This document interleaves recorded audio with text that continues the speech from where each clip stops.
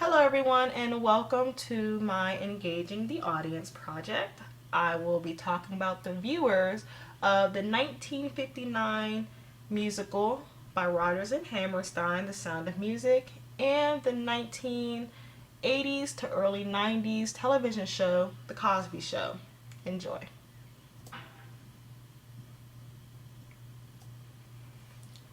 So what is an audience? Before I even sat down to try to attempt this project, I wanted to get a definition into my head of what an audience is. So, of course, I went onto the Merriam-Webster dictionary website and got the definition of what an audience is.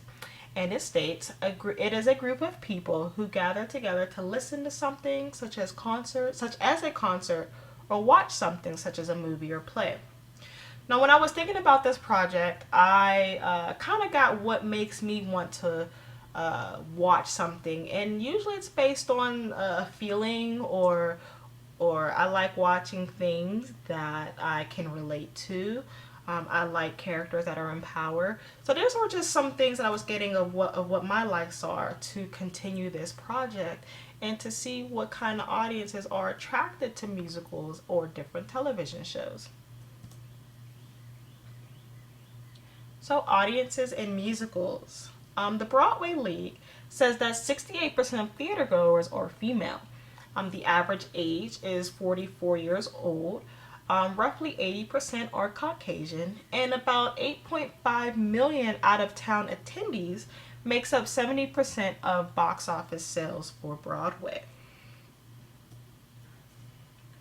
Musical attractions. So, what attracts audiences to go see musicals are the lyrics, musics, props, and most importantly, a good story. Songs, dance, and the way the stage looks attracts audience to go see musicals. And at the time, back in the 1940s, a good story was never the prime focus for musical, but Roger and Hammerstein changed the way musicals were written and produced. Songs followed the plot of the story, not the other way around. So Rodgers and Hammerstein's The Sound of Music. Here in the picture we have Theodore Bikel and Mary Martin as the original Maria and Captain Von Trapp in the original 1959 musical production. So what is The Sound of Music about? So The Sound of Music is about a real family, the Von Trapps, who escaped Nazi officials during World War II. The story also is about love. The story focuses on Maria, who is governess to Captain Von Trapp's 7 children. She falls in love with the children and the captain. They wed, but soon after, a Nazi official wants the captain to command one of their naval ships. The captain is in complete disagreement with the Third Reich government. After the refusal, the captain, Maria, and the children hike up the Alps mountains into Switzerland to escape. Now, what's interesting about this story is that in real life, the story was changed a little bit to suit the audience a little bit better. So, but in real life, the real Maria von Trapp and the captain and the children, they escaped literally 2 blocks away from their home into a train, which led them to, I believe, Italy. And then from Italy, they went to Europe. And from Europe, they settled in the United States. So the productions, of course, we have the 1959 Broadway production. And from 1961 to 2014, a total of 15 productions from all over the world had made the Sound of Music, from Russia to Paris to Spain. The 1965 film, The Sound of Music, starring Julie Andrews and Christopher Plummer, was made. And then the recent The Sound of Music Live, 2013, starring Carrie Underwood, was broadcasted on NBC with mixed reviews. So the viewers, predominantly a Caucasian audience. There were baby boomers who appreciate the musical much better than the film. There was a younger generation, the 1970s and up, were more familiar with the film than the musical. It was interesting to see some dislikes towards the actual musical slash film. Some thought that the musical was a propaganda film influencing the support of Nazi Germany, and others argued that its religious views, stating the musical is geared more towards Roman Catholics due to the religion of Maria and their strong views on the Roman Catholic Church and their uh, big wedding that they had in the film itself. So the Landler, excuse me if I'm not pronouncing that right. It's a very beautiful dance, traditional Austrian dance. If any of you saw the film, it's when Maria and the captain are dancing outside, and Maria kind of, you know, she blushes and kind of runs away a little bit. But it's a romantic. I love the music. This is the original music from the 1959 production. I couldn't find any clips, so I just want you guys to take a listen. It's a very lovely song. Oops. Sorry about that. Let me go back.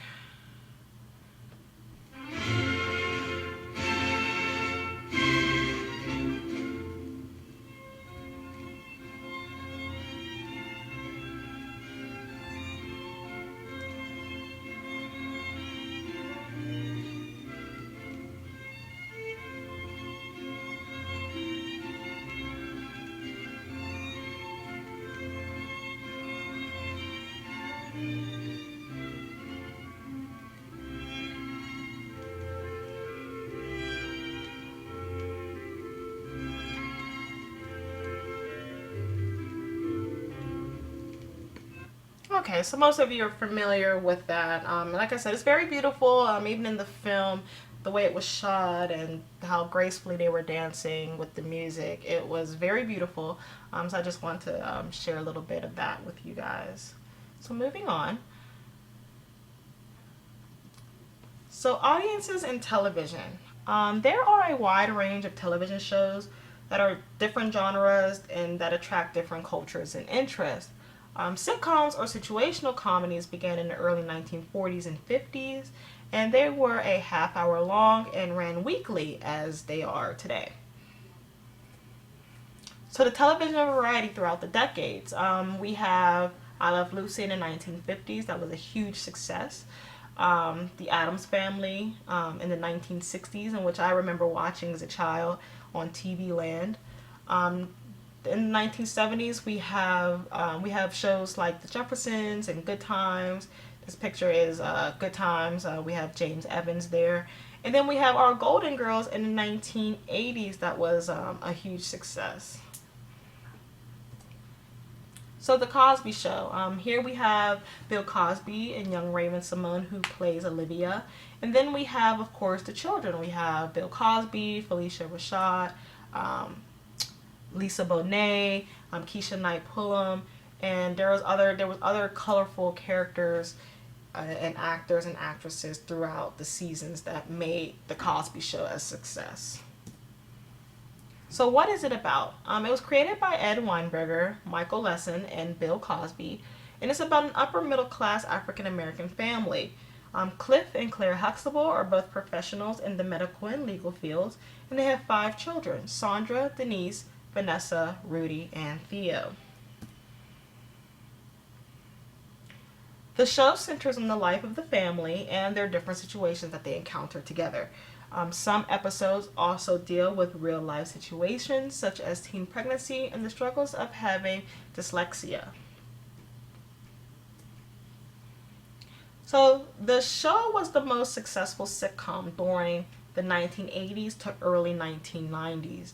The Cosby Show enjoyed successful syndication ratings over the years, but according to The Hollywood Reporter, TV Land pulled syndication of The Cosby Show due to the rape allegations that Cosby is being accused of. Hulu and Amazon are still streaming all 8 seasons of The Cosby Show despite the controversy. So we have our viewers. The majority of the fan base is both whites and blacks of all ages, primarily in North America and South Africa, surprisingly. When the show aired, the views on race spurred. To see an upper middle class African American family was shocking, but nonetheless acceptable by all viewers. The Cosby Show was a way to break free of the racist stereotypes depicted in the sitcoms of the 1970s. The characters became ideal figures for African Americans, and viewers watched continuously, unbiased, both blacks and whites. So this is just a clip here. I wanted to show a clip of Bill Cosby and Olivia. I kind of like the later seasons of The Cosby Show because when Olivia came on board, I think she complimented Bill Cosby's character in the show very well. So here is a clip of that. And this is my office. What do you do? I'm a doctor for women. What do you do with them? I deliver their babies. Deliver? When the woman has the baby inside of her, then I go in and I take it out. No, you don't. Everybody knows that the stork brings the baby. Who told you that? My daddy. Okay. Well, the stork puts the baby inside of the mother, and then I go in and I take it out. The stork brings the baby to the hospital, drops it in the bassinet.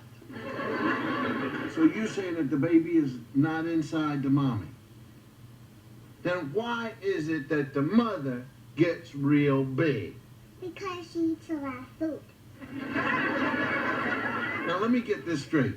You say that the stork carries over, puts the baby in the bassinet, and the mother is real big because she eats a lot of food. You got it. I see. Well, then why is it that the mother has to go to the hospital?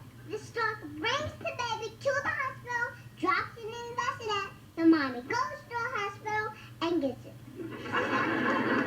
If the stork does all that, why doesn't the stork just bring it to the mommy's house? Because it's too far, his wings will get tired. Where does the stork get the babies from? Heaven. Okay. There's a zillion, skillion babies in heaven. How does the stork know what baby goes with what mother? They're all in a line. You know, like you go to the bakery and get a number?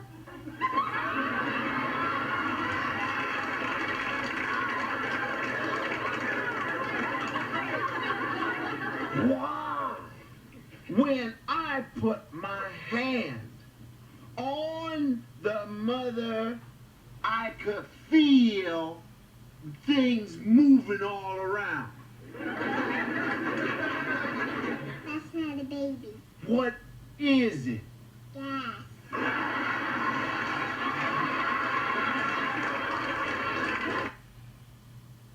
Okay, so I'm gonna just stop right there. Very cute, right? So with that being said, in conclusion, overall, the audiences for musicals and television shows are very diverse. Over time, these elements have changed to attract more viewers of all races, sexes, age groups, personal interests. The list goes on. I mean, there's so many different television shows that are out there that appeals to everyone. And musicals, even today, are bigger, better, and with great stories. So I just want to thank you guys for taking the time to listen to my project. I hope you learned a little bit. I sure did while trying to research as much as I can about the viewers of both The Sound of Music and The Cosby Show. It was a little challenging trying to find some hard data on it, but I hope you guys learned a little bit as much as I did. So thank you.